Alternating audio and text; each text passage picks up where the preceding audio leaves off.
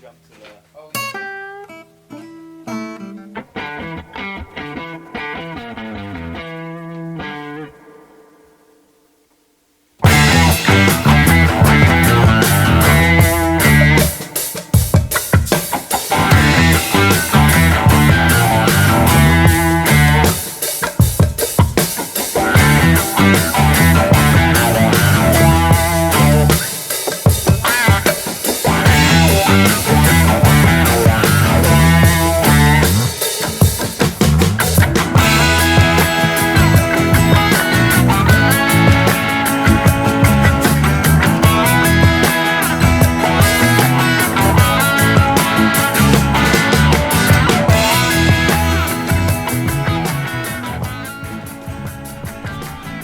Man, we just want to be free.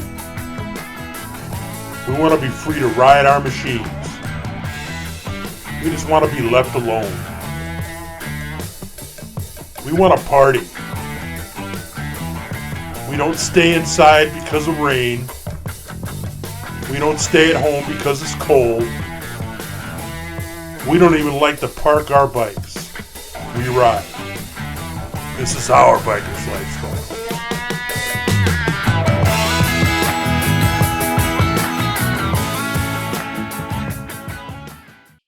And we're back. And we're back. We are. Paulie fucking Bacon Fingers. Bacon Fingers. Tank, Dirty, thanks for having me, fellas. Dude, what's that in the background? Man, I've got that's a 1990 Sportster hardtail, got a Kansas Customs bent leg Springer on it. Then on the other side over there, I've got that's an old, I'm not sure who built that frame, but they did a pretty damn nice job. It's a frame for a CB750 single overhead cam. Got an old, I'm not sure the make on the girder, but that's the upcoming project. I've kind of been gathering parts for that for the past probably 6-7 years, and I finally decided it's time to pull it out and start doing something with it. So slowly but surely, I'm making something happen. So why do they call you Paulie Bacon Fingers? Yeah, Man, honestly, I don't know that I really have a good answer for that. It was kind of one of those things where I just had, some generic name previously that was like my name on Instagram. And one day I just came up with that name, Paulie Bacon Fingers. I walked into work the next day and one of the guys was like, dude, what the hell kind of name did you make your Instagram handle? And it just, ever since then, it's stuck, man. Like I'll run into people, and I worked for a hot rod shop for a while. That's a different story. But like I'd meet people that in the car industry and stuff, and they'd actually know me by my Instagram handle. And ever since then, it's just kind of stuck. So Paulie Bacon Fingers, man, that's. I got nothing. The only origin is you made it up one day, like, hey, I think Bacon Fingers sounds cool. So Yeah, I followed, there were a handful of guys that I followed on Instagram there was like a guy that was like, I think his name was Large Hands Grant, and another guy that was like Dirty Hands Kev, old chopper guys and stuff. And I was like, you know what? I kind of liked the sound of that, and I just made one similar. So, It sounds kind of like, go ahead, man. Go ahead. Oh, I was going to say that. And being that I'm in the welding and machining trade, I cook my hands quite a bit. So, Okay. yeah, And they say human flesh, they say, does taste like pork. I don't know, but I've heard burning it smells like pork too. So it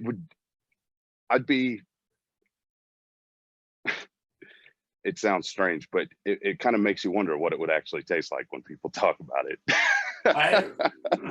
Well, I mean, out in Hollywood now, I was reading they're making artisan celebrity sausages. So like salamis and stuff, the celebrities are taking like skin samples and they're growing like this skin off of their cells, and then they're like using it to make sausages. Look it up, man. It's like the most bizarre Really? thing. I will. I'll have to check that out. That's interesting. Yeah, getting back to the Paulie Bacon Fingers though, it all sounds like it would have like New York gangster accents, origins, Are you in the mafia? Yeah. No, I can't say I'm in the mafia. No. Hey, come over here, this sizzle chest here, Paulie Bacon Fingers. Yeah, get over here. Come on, you half a freak. Yeah. So what are you drinking in that glass right there? I've got man, I had COVID not too long ago, so I still don't have my my full sense of taste or smell back totally. So I've got some George Dickel rye, Oh, which shit. is one of my go-to under $30 bottles. You can't taste too much of it, so Well, when you I drink the can't good taste stuff, much, right? that's a good time to drink rye when you can't taste too much of it. I personally, I love rye whiskey. Do Used you to hate really? it, and as I've gone on, I love it, man. So Yeah. Acquired taste like scotch. That's cool. yeah, I'm not big on scotch, but I do love rye. When I drank, I love bourbon and scotch. Okay, what's your bourbon of choice? Well, it used to be Ezra Brooks. Okay, That was my that's bourbon. pretty good stuff. I actually had a bottle of that not too long ago. Yeah, well, I forgot though. I don't You don't drink drink anymore though. Yeah, No, that's when right. when I stopped drinking, they saw a dip in their sales. I'm sure they went. I was drinking a lot, so. Yeah. So how long you been working on hot rods and doing all the welding? Man, it's been about 13 years or so. I got into welding and machining. Mhm. I was going to a small community college here in Champaign and didn't really know what I wanted to do. So I was going for small business management. And I took one, it was just kind of like one of those catch-all, didn't really know where I wanted to go. So I took one welding course and I was like, this is it, man. I never played sports or anything growing up. So when I welded for the first time and started learning it, I was like, this is it. This is what I've been looking for years. And I changed my major to, it was industrial machining and welding and just took off. I mean, that was it. I never looked back, man. Dirty's a welder. He loves it. Oh, he jumps off to work every day. He can't wait. He lives to weld. Just ask him. I bet. It's the best. It really is. Yeah. And I mean, I don't get to, luckily I don't have to work on like cool hot rods or anything. I'm putting like buildings together. So it's just all just squirting wire with, a MIG welder and burning dirty ass steel, getting covered in black shit. So it's my life's passion. That's man, I always notice like when I spend a whole day MIG welding, when you go and hop in the shower and you've just been cooking your hands all day long, there's something about the smell of, I'm sure if you've done it, there's a smell that comes off of your skin when that hot water hits it. And I can't explain it, but it's well, it's nice of you to think if you that know, I can still smell, but I've been burning steel for so long in this industry, I can't smell shit anymore. I mean, when I had COVID, I couldn't smell. Well, see, I don't know how bad you had COVID as far as like your taste and smell, but like I couldn't even smell gasoline, Really? I couldn't smell gasoline. I couldn't taste a fucking thing. Mine was pretty bad too. Yeah. So, I mean, I think that's kind of why it took me a little bit to know that I had COVID, because normally I can't smell anything anyways. So, because I mean, when you burn a lot of dirty ass mild steel, you got the black boogers and absolutely. I can't, man, everything tastes like metal half the time. So, I can relate, man. I can relate. I don't work at that shop anymore. I worked there for about 7 years, almost to the day. Yeah. And now I work at the University of Illinois doing more machining than welding anymore, but I still weld a fair amount. Are you teaching? Lots of TIG. What's that? Are you teaching or? No, the position's called a laboratory mechanic. So we work like directly with students and professors, and basically they bring us either their ideas or their blueprints for what they want built. And we pretty much create everything that they need in order to carry out their experiments. So I work for the School of Chemical Sciences at the U of I.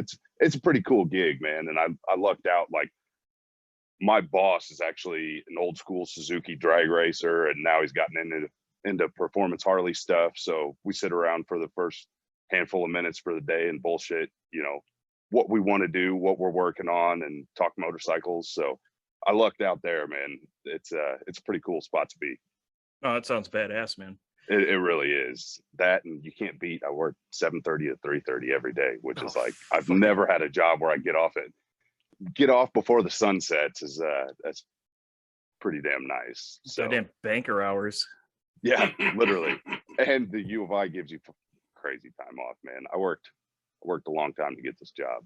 So oh, that's cool, man. Happy to have it.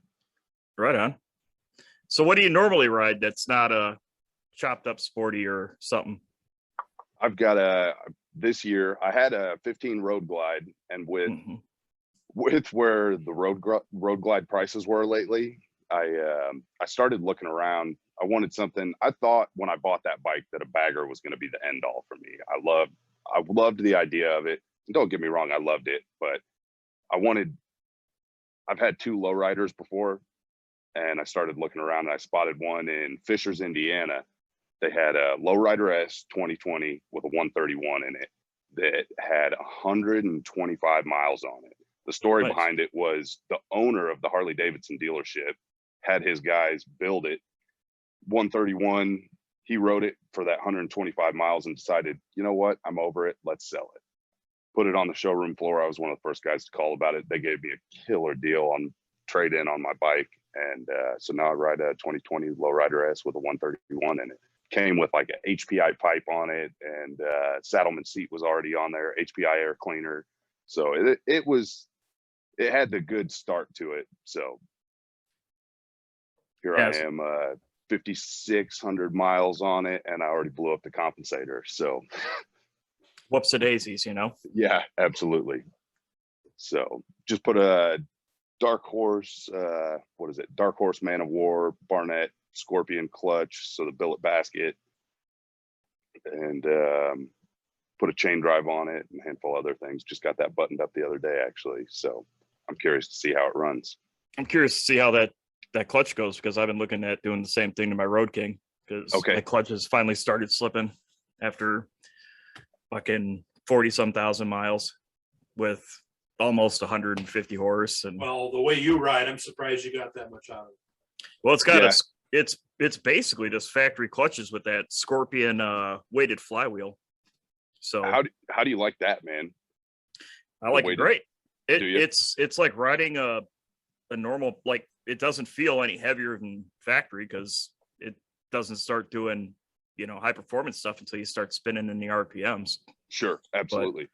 But, it never really slipped. I still got the factory belt on it. Do you?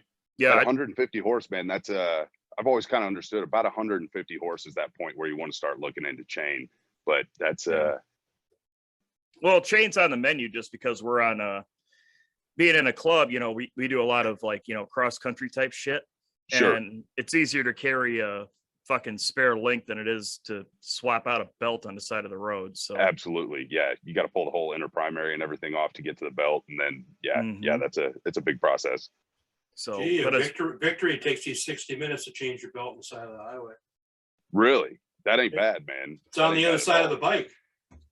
All you got to do is just, I'd have to take my bags off and then loosen up the axle and, reduce the tension on the swing arm. And then there's a little cover up on front, pulls it out, boom, boom, in and out. Man, that's nice. Yeah. But I'm just doing it. I like to throw the victory thing out there. The Harley guys that make them all go crazy. I have a Harley too, but I mean. Yeah, no, I understand, man. I mean, to be completely honest, there's a lot of stuff that Harley Davidson does that it's just kind of like, man, you guys, you're outdated, and you could really, they could pay some attention to the other manufacturers and make some stuff a lot nicer. You mean like cam chains? There you go. There you go. He's just shaking his head. We're gonna get hate mail. I know. I mean, well, I don't care if we get hate mail. I hate us too. But I mean, true. Yeah. But I mean, it's Harley Davidson. It's like, man, they'll come out with this like fucking $1 million fucking idea and then still stick fucking 15-year-old fucking technology on top of it. Absolutely. Some of their technology's shit. The older motors goes back to like the 1930s, for crying out loud. So I know it really does. But I mean, they were the only American-made motorcycle for a long, long time, and they paid a lot of politicians for a long, long time to keep it that way. And shout out Ronald Reagan. Yeah, and they kind of were their own worst demon because of it. And I don't know, man. Whatever, they stayed stagnant for so long because they didn't have to change, because everybody just wanted their stuff anyway, and they were willing to go, and sure. And buy a new bike that needed to be serviced after 5,000 miles, But we're going down a dark road, and then we should probably change the subject. No, you're right. I No, think for last some people it's podcast kind we of went a down a dark road. Yes, we did. Yes, we did. Go ahead, man. Sorry. It only makes sense to us. I think I was going to say, I think sometimes with certain people, the Harley Davidson thing's almost like a status symbol. You know what I mean? Like so many people just, they buy them because they want to be on the in crowd. You know what I mean? And then there's the diehard guys that, I don't know. I mean, they love them, and it just comes with the territory, I guess. And I own one. I love my Harley. I love riding it. I just don't want to take it cross country. Yeah. Well, I mean, Harley Davidsons there's nothing else like it.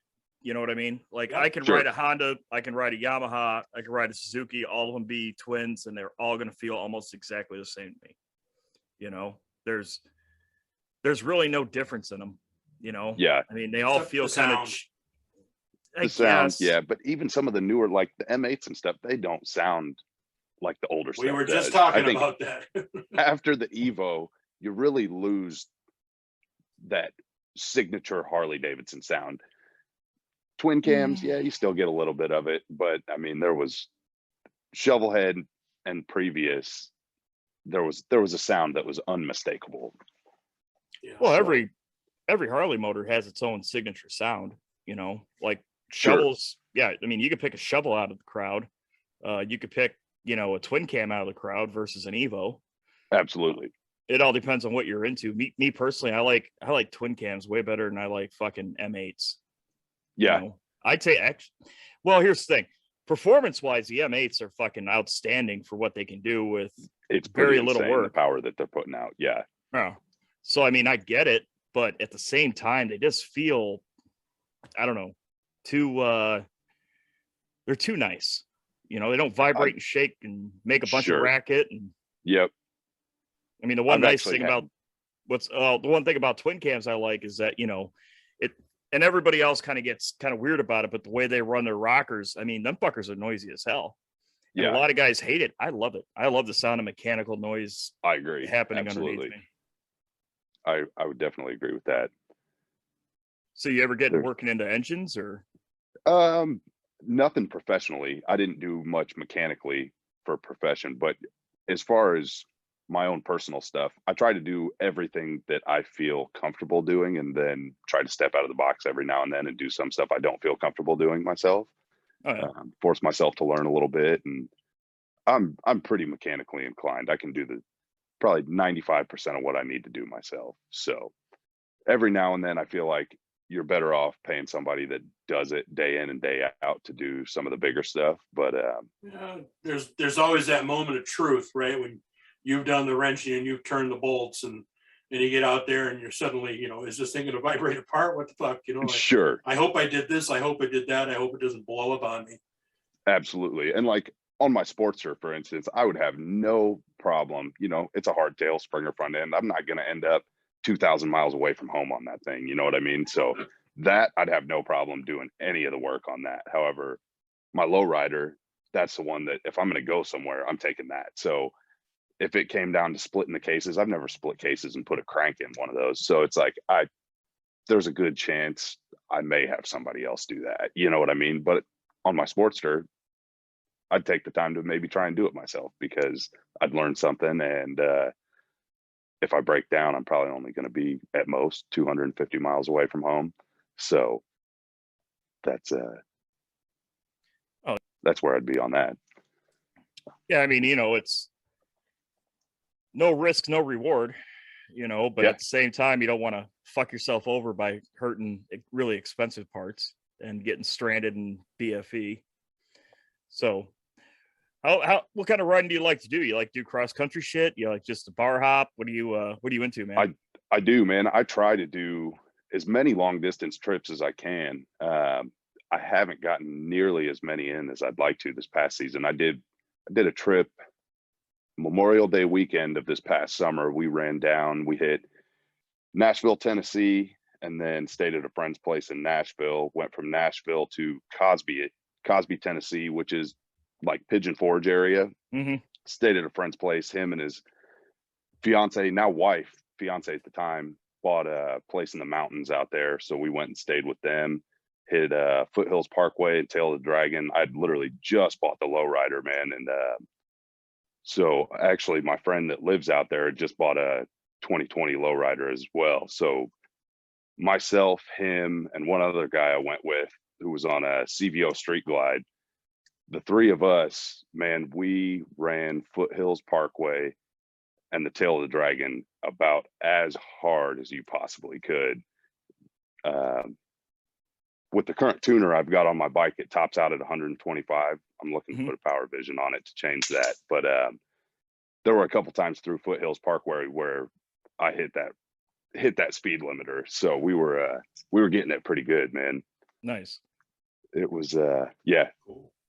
I think I lost about a quarter of my foot pegs, and I put one of those. There's a Bung King crash bar that they make for those 2020 lowriders, and it's got little Delrin ends on it. Oh, okay. And running through the Dragon, hitting some of those hairpin, 180 turns and everything. I was literally digging the corners of that crash bar into the ground to the point where the back wheel was actually coming off the ground a couple times. I'm gonna say they'll pivot a bike, man, on those things. Yep, they do. So I figured out that sweet spot where I could kind of basically make it hit the ground and not tip over. And yeah, we were getting it, man. Awesome, Shout out man. to my buddies Doyle and Walker for making me ride as hard as they did, man. Those guys, that's probably the hardest I've ever ridden in my life. It was pretty amazing. Right on. Right on, man.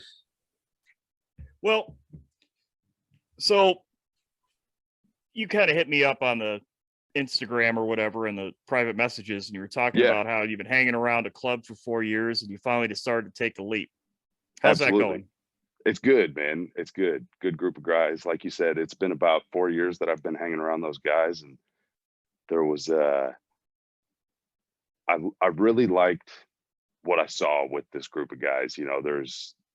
They do a lot for the community. There's a responsibility and accountability aspect that comes with the club that I really liked, and I decided to make that jump. So here I am, prospecting for this club, and so far so good, man. I like it. It's a whole new world, but I like it. I definitely like it.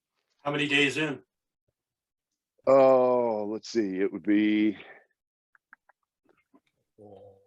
Yeah, right. probably about, I'm pretty damn close. I'd say about 55, 60 days, somewhere in there, right about. So Yeah. I know coming up on 2 months. Dirty and I both put timers on our phones. That's somebody told me to do that, man. They said know the days. Yeah, And know it before you see anybody, because they ain't gonna let you check your fucking phone, man. that's right. Sure, absolutely. Wake up in the morning and be like, yeah, day 123. That's Yep. right. Always, every day, man. Make it a ritual, Absolutely. So, there might be somebody young listening to us right now. What's it like making the jump from hanging around the prospect? Oh man, it's interesting.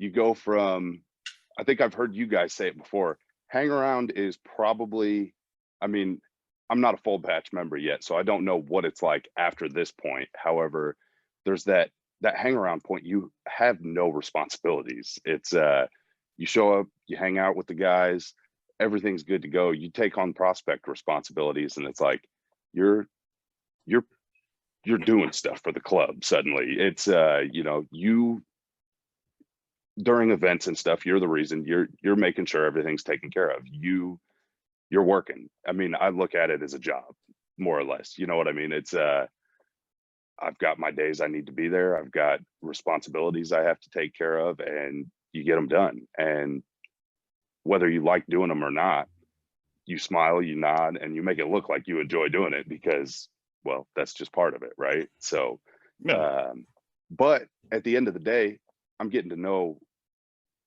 I knew a good handful of these guys beforehand, and we were friends. However, you get to know the rest of the guys in the club, and you start to realize, like, there's a reason that all these guys are club members with each other. You know what I mean? There's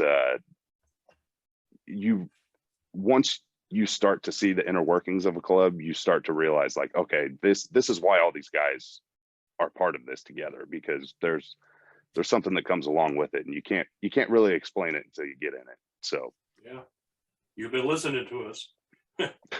yeah, and figuring out for myself as well. So Well, it's like anything, man. It's you're not going to know what it's like until you actually do it. sure.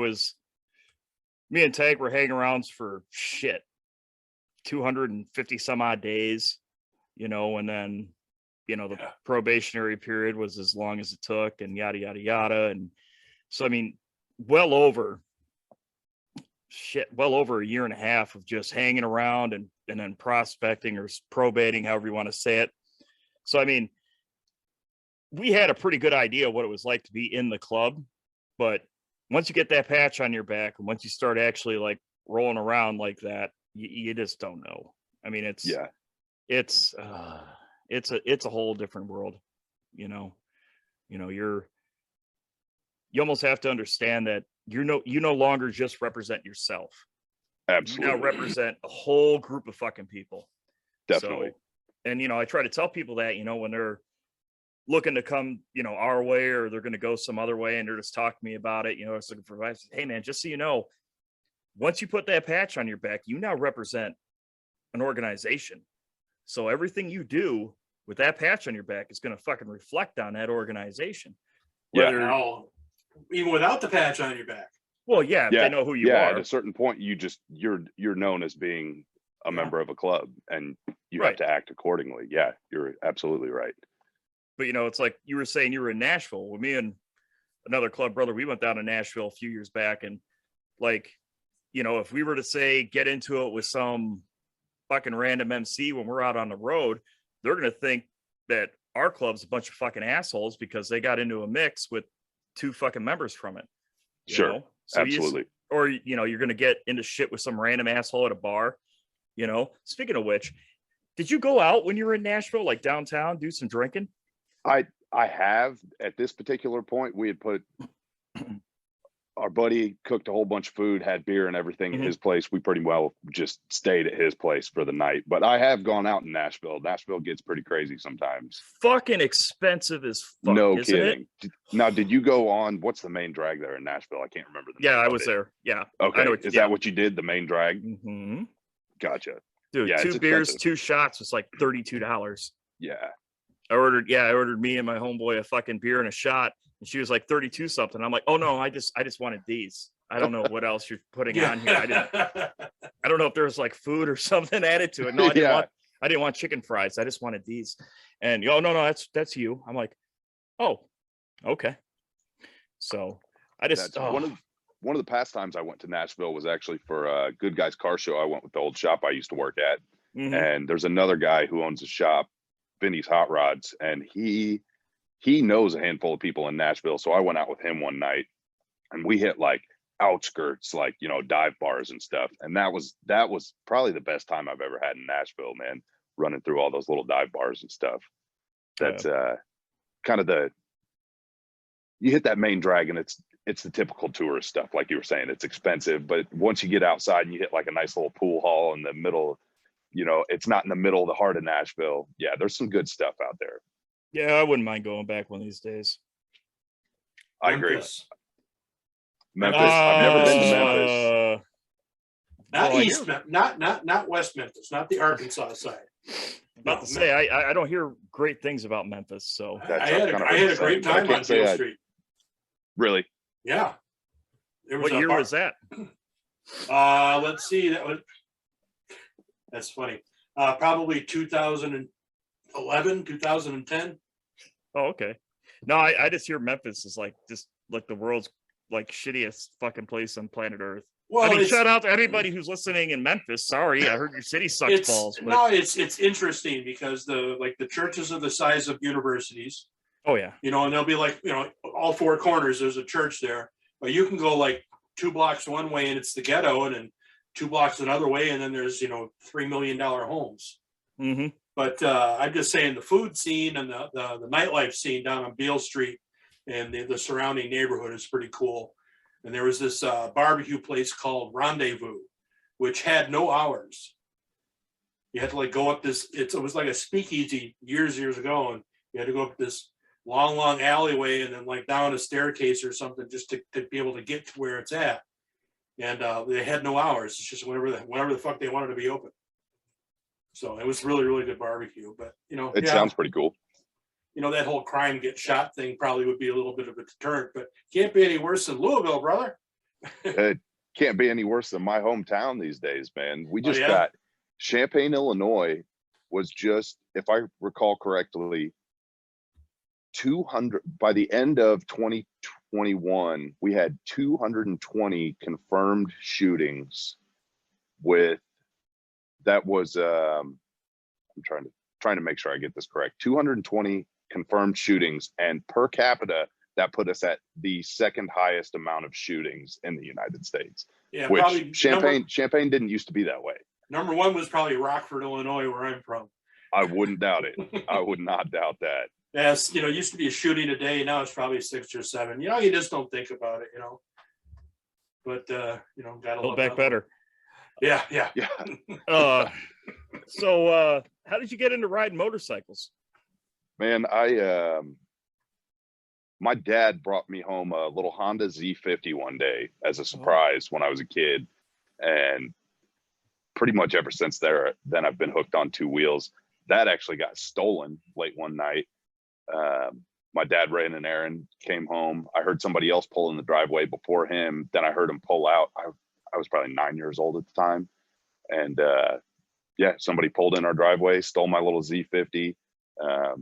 Later on, I got a Yamaha GT80, and that was my next little dirt bike. But then there was a stint in there where I did not have a dirt bike. I was about 19 years old. Mm-hmm. Actually, my now brother-in-law was just like, man, I think you'd love to have a motorcycle. I had enough money saved up that I had a Camaro at the time, and I was gonna put a supercharger on my Camaro. I had like $3,500 saved up. I was like, nobody's ever done that. No, Black SS. it was. Man, so I was going to supercharge this thing, and this guy that I was hanging out with at a party, who is oddly enough now my brother-in-law, he's like, you just strike me as the guy, you should buy a motorcycle. A week later, a friend of mine's like, hey man, there's this 2001 Suzuki TL 1000R sitting on the corner of Church Street for sale for, I can't remember if it was $3,000 or $3,500. But I went. I didn't have my motorcycle license at the time, so I had somebody else test ride it for me. He comes back, he's like, man, that thing rides great, you should buy it. Bought a Suzuki TL 1000R and never looked back. So sport bikes were what I got started out on, as so many of us do. Mm-hmm. I sold that. I got a Suzuki GSX-R 750 shortly after that. Oh. And then after that, bought, literally a friend of mine, he was into drag racing and stuff. He had a pile of parts that was a GSX-R 1000, 2001 GSX-R 1000, literally completely stripped, just sitting there in parts. And I was like, I'll buy it from you. Didn't have any idea what I was doing. Never assembled a bike. Called the local dealership here, Sportland. And I mean, 2, 3, 4 times a day. And they were nice enough, man. Some of those techs would sit there and talk to me for 10, 15, 20 minutes. Hey, here's what you need to do to put this together. So I went over to Ohio. There was a guy named Terry McIntosh who did like extended swing arms and all that kind of stuff. So I had him extend the swing arm 10 inches, powder coated the frame, swing arm, all the components, gloss black, had it painted. It was all blacked out. Put a dry shot of, I think it was a 45 horse dry shot of nitrous on it, and had it all tuned and stuff. So it was stock motor, but I had nitrous on it. It was enough to play around with and have fun. Oh, yeah. And through that, I realized that as much as I liked riding, I liked building stuff. And I really got into the building aspect, but in doing sport bikes, I really kind of realized there was like a creativity side of things that I really wanted. You know, I wanted to make it my own. And with a sport bike, right, I couldn't do that. It was like, what are you going to customize? When you see these sport bikes and guys like put the fat tires on them, they put all these gaudy little trinkets everywhere on them. And it's just like, man, it wasn't me. And I felt like I couldn't do that with a sport bike. So that Camaro that I had, I got actually traded that, crazy enough, for the Sportster that you see sitting behind me. And at the time, I'm like, I look back and I'm like, man, I got screwed on that deal. You did. But in hindsight, priceless. You know what I mean? I learned so much through it. And here I've still got the bike. And I mean, that bike means more than anything to me. I love that thing to death. So I was able to, that really got me into old school chopper stuff. And I actually joined, there's a forum called the Chopper Underground. Some people may know of it, but it was like garage built, home built choppers.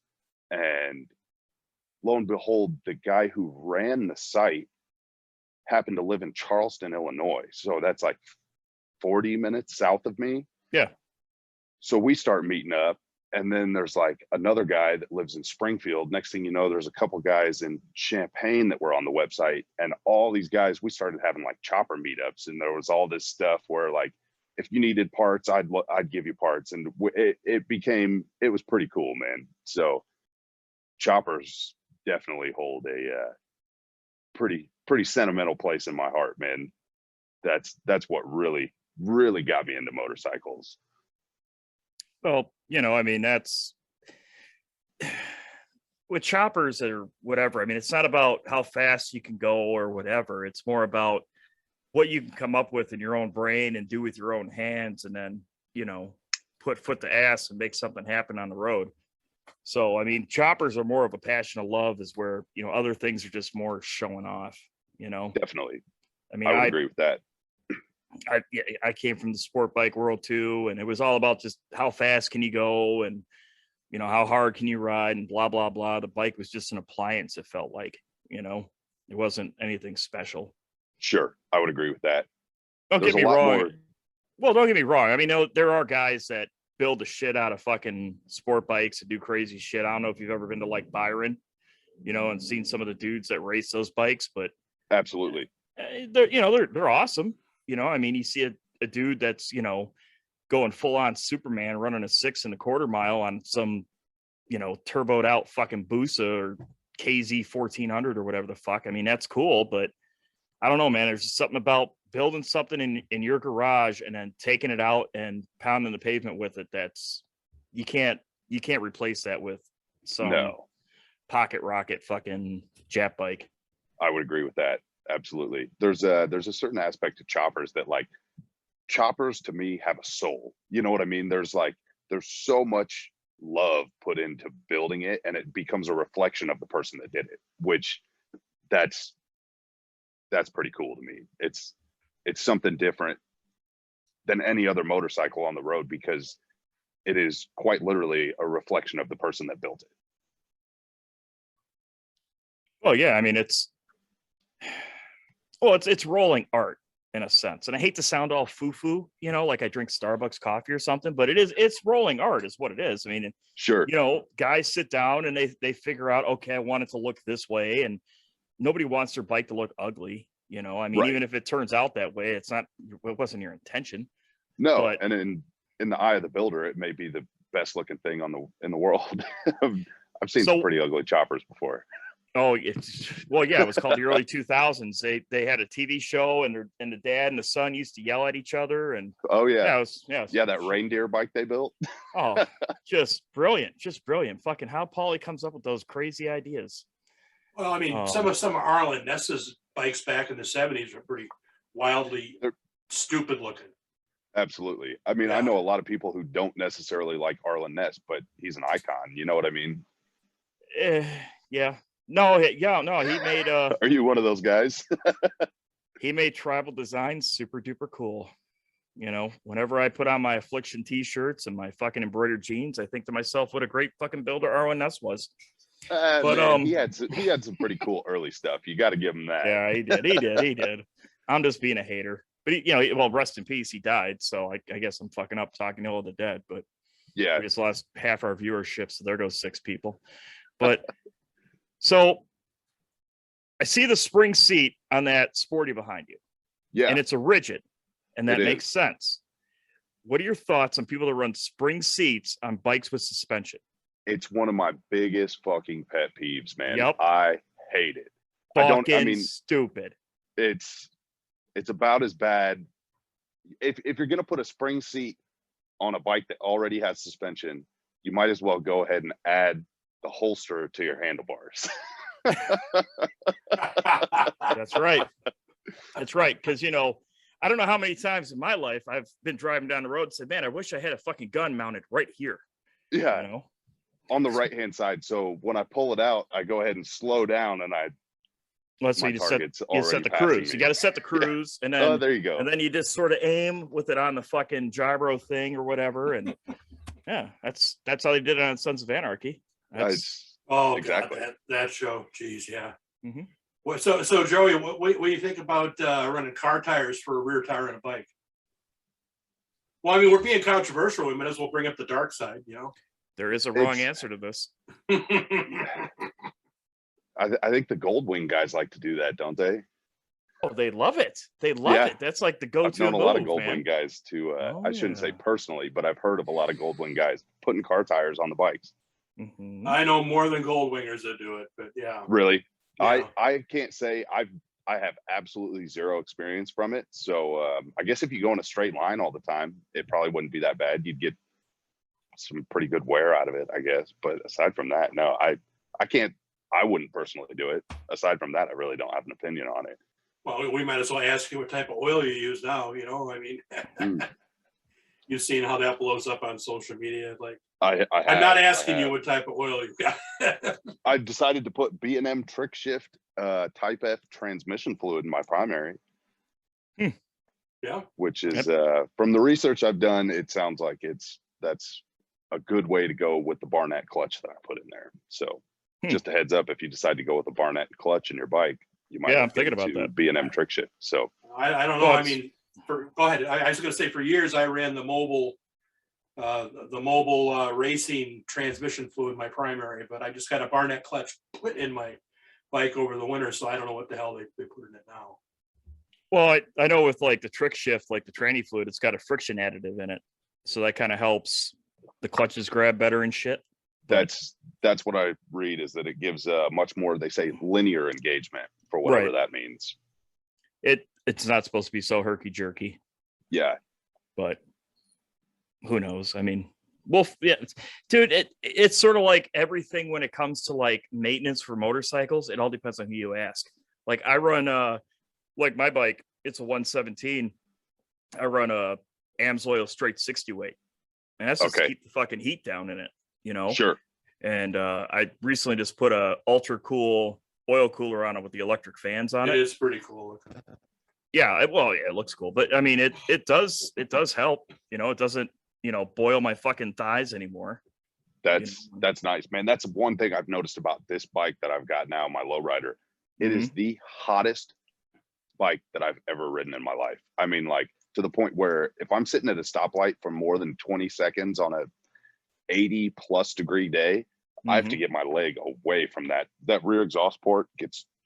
It'll cook your leg to the point where it hurts. Yeah, that was happening on my Victory, and then I just found 2 vacuum leaks last month. Oh, really? Yeah, a few little rubber caps on the throttle bodies that sort of disintegrated over time. Sure. You just wouldn't see them because they're up underneath the tank where you just normally don't look, you know. And absolutely. Yeah. How'd you figure out that you had the vacuum leaks? Well, I've been chasing a leak. I've been running real hot in the rear jug for a while, and then I'm getting popping on D cells. So I've sort of been chasing that down here for a while. I've been whittling it down now. Gotcha. Down to the O-rings on the bottom side of the throttle body adapter. Okay, that makes sense. So, you know, it's getting air in somewhere, you know. But nobody wants to cook their nuts. No, not at all. That's one thing I don't want to cook. So I guess I got to ask the question, what's the dream build bike? Oh, you win the lottery tomorrow and you're going to start a project. What's that project? We haven't asked that question in a while. We should bring that one back. Well, because we actually got some fucking on motorcycles. Right. Quite honestly, I think, oh man, there's a few of them.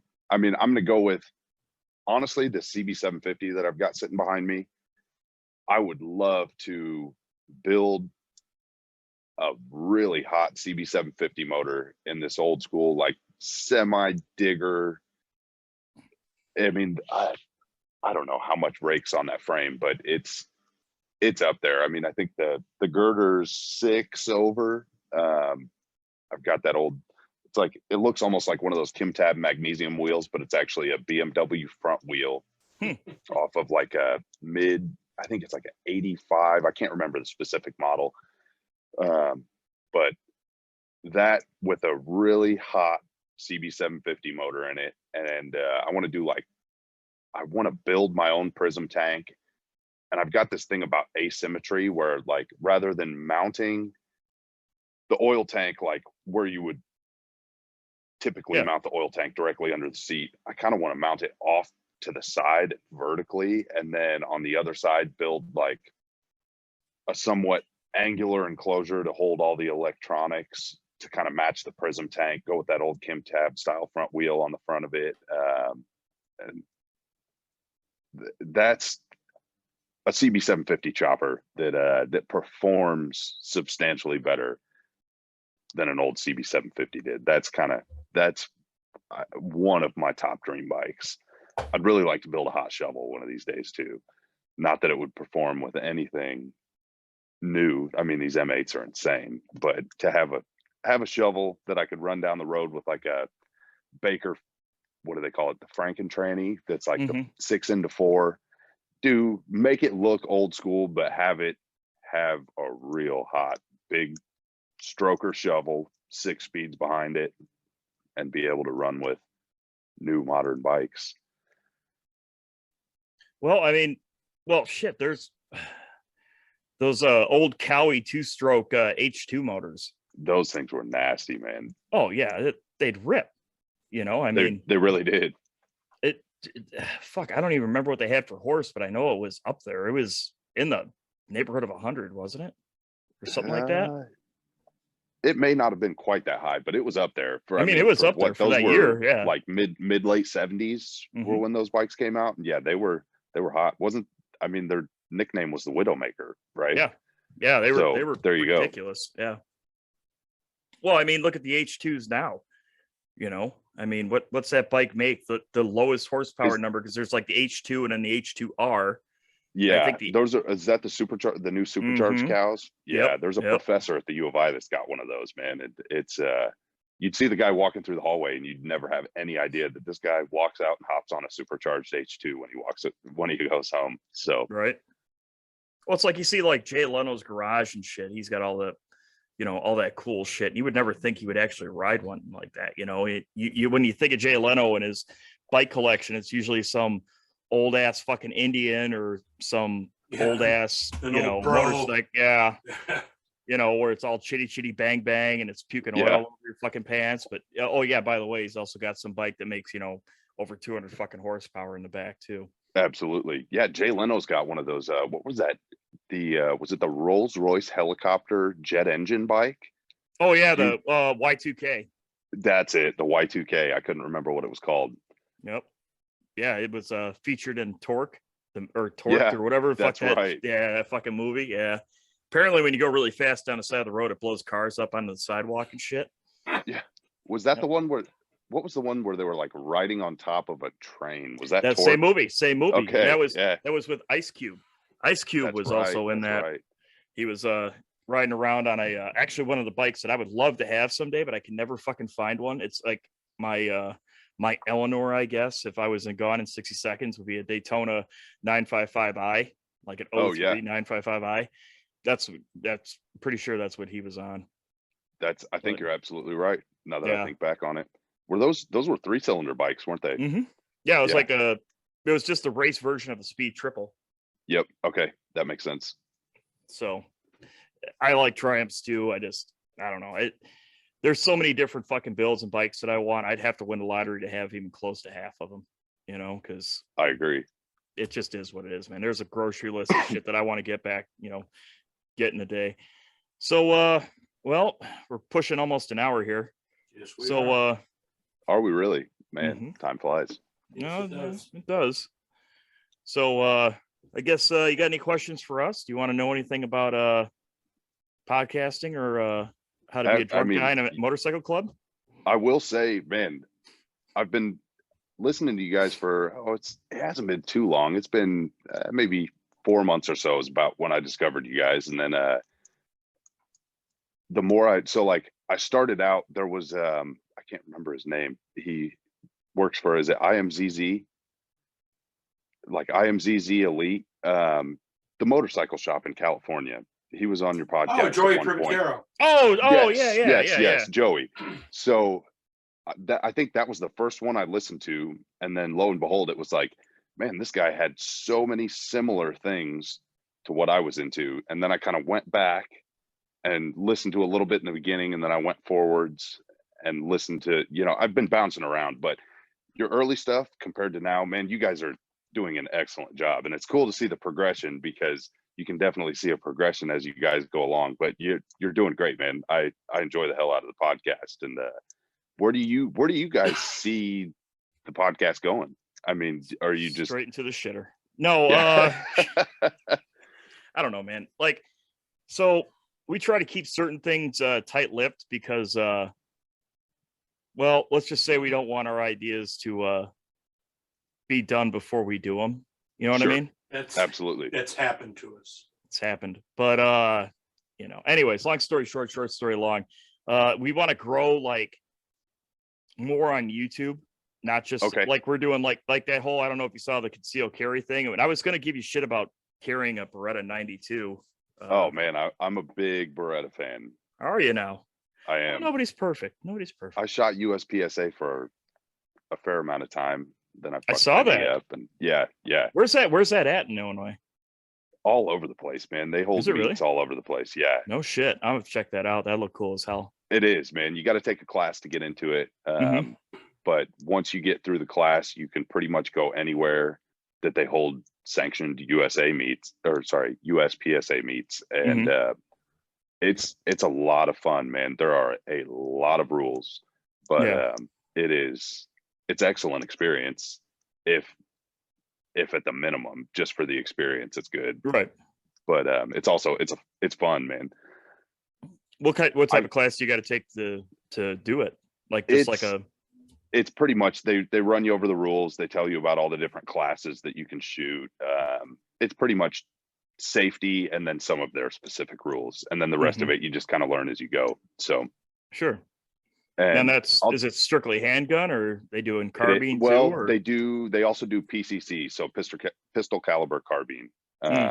You can shoot like 9mm ARs and stuff like that. So I'll tell you what, that is one of the only things that's ever given me a rush similar to riding motorcycles.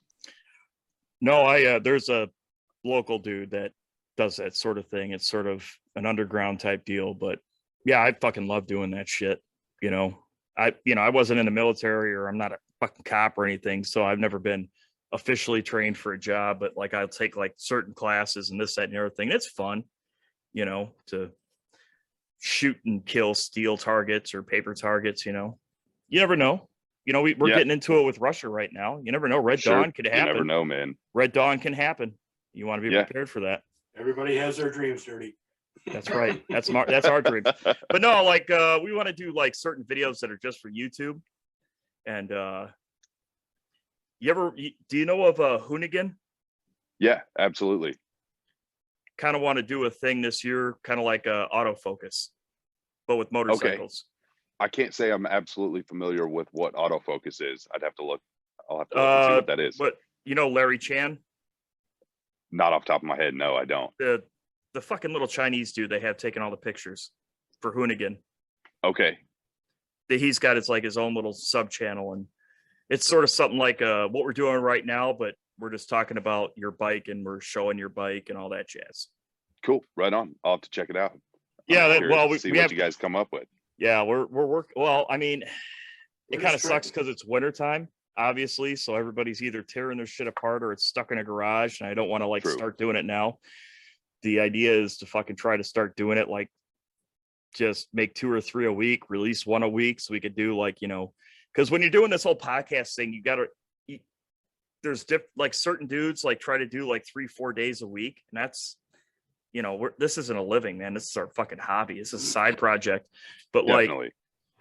So if we could do like one of those a week, all we need to do is do 52. So I got, say 5-6 months to do 52 episodes, and then just release them out throughout the year. And we're also going to be trying to do a bunch of different rallies. Like we're going to be in Daytona, this year. So we'll try to link up with some people and try to set some shit up where we do like little remotes. And yeah, I've got a remote coming up here. Okay. Yep. Here in Florida, I got a few side projects going on. One is a big social media citizens group here in West Coast Florida riders that I've already met up with at one little biker party this past weekend. I'm riding with them tomorrow Cool. down to a bike night and check them out. And, just I'm going to focus on that, a lot more of like I said, the citizen groups, other different groups, people that are part of the biker lifestyle, but, not necessarily club stuff, but more of the riding aspect of it. Very cool, man. We're just trying to put a little more content out there. We're going to have the main show, which we, about an hour long, but we're going to try to do a little 5-minute, 3-minute shit for TikTok, little 5 to 15, 20-minute segments for YouTube. We both have finally branched off and got some much better cameras. So we're able to, like before we had a whole studio set up, we still got all that equipment, but now we can do a lot more stuff remote. So we both have cameras mounted for our bikes and cool, man. I look forward to things seeing like it. that. So we'll see. I'm waiting for her to put it out. I hung up with Meg from Meg's Motorcycle Journey last week, and I've got some footage from that and a little interview that I did with her. But I'm kind of waiting for her to put her stuff out first. I don't want to ruin it because we were sort of collaborating at the same time, and she's got a lot more viewers than us. So I wouldn't want to do that to her. And plus, she's a nice little lady too. So she got that, and it's pretty much. We have some more stuff, but we're not going to talk about it.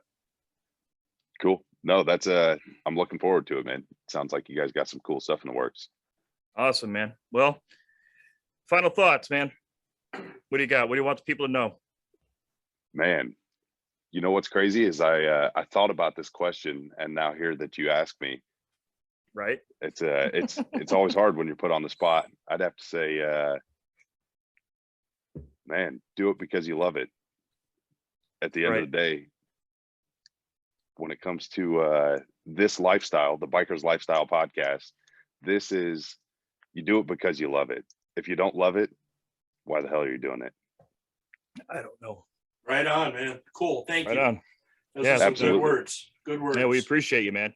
I appreciate you guys, man. And just so you know, if you ever make your way through Champaign area, you're more than welcome to hit me up. And if I happen to be the closest guy when somebody breaks down, let me know. I got a trailer. How close are you to what is that? 39. That's the road we take up through there. 39, no. man. What is it? No, we're on 74 by then. Yeah. Oh yeah, 70. Dude, if you're riding down, if you're hitting like 74, 57 interchange right in Champaign, I'm just a handful of miles from there. So nice. Yeah, we're twice a year. We're at the very at least. At least. Yeah, at least. Well, if you pull through and you got an extra minute and you want to grab a beer or something, let me know. So Cool. Yeah, we'll get some. Well, me and you will get some decent whiskey, and Tank will have an NA beer. And there you go. I'll have no duels waiting for you. Cool. I like the brown label, not the green label. Cool.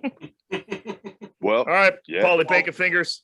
Thanks a lot, man, and sitting down with us. Everybody, thanks for watching. If you have all 12 of you, no, that's right. We alienated 6 of them already with their subject matter. I forgot about that. Yeah, we got all we fucking we just canceled ourselves. It's like us and Neil Young, Well, the last episode we did a pretty good job of it too.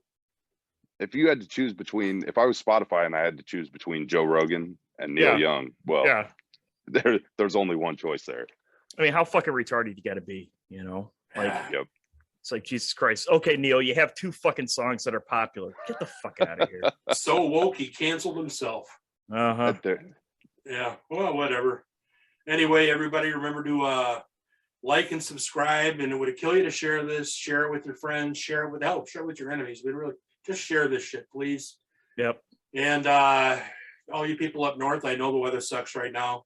It's gonna turn, it's gonna change. There's still plenty of riding to do. I'm doing it all for you right now. So sorry about the dig. I really do apologize for that. But anyway, thank you very much for sitting down with us. And everybody remember, the most dangerous part in your motorcycle, the nut that connects the seat to the handlebars. Peace.